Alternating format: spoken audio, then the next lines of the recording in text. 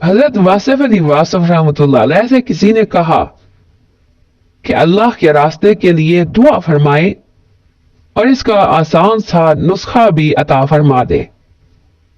اس کے جواب میں انہوں نے ارشاد فرمایا کہ دعا ہے کہ آپ کو یہ راستہ عطا ہو۔ اس دعا کا آسان نسخہ یہ ہے کہ جسے آپ کہتے ہیں محبت۔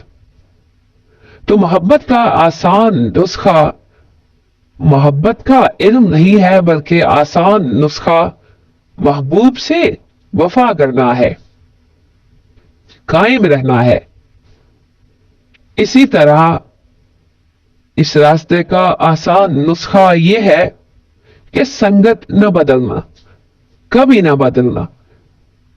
اس وقت تک جاری رکھو جب تک آپ اللہ کی رحمت سے مایوس نہیں ہوتے، اور اللہ کی رحمت سے مایوس قیامت تک نہ ہونا۔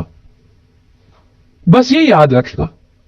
اس لیے جس آدمی کی امید اس راہ پر زندہ ہے وہ راہ چل رہا ہے، جس آدمی کی سنت قائم ہے وہ راستے پر چل رہا ہے، اور یہ راہ اس شخص کے لیے آسان ہوتی ہے۔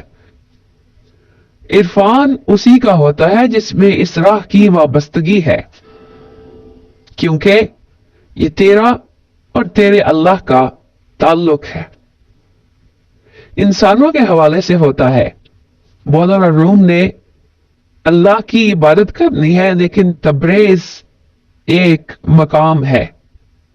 تبریز جو ہے وہ عطا ہوتا ہے۔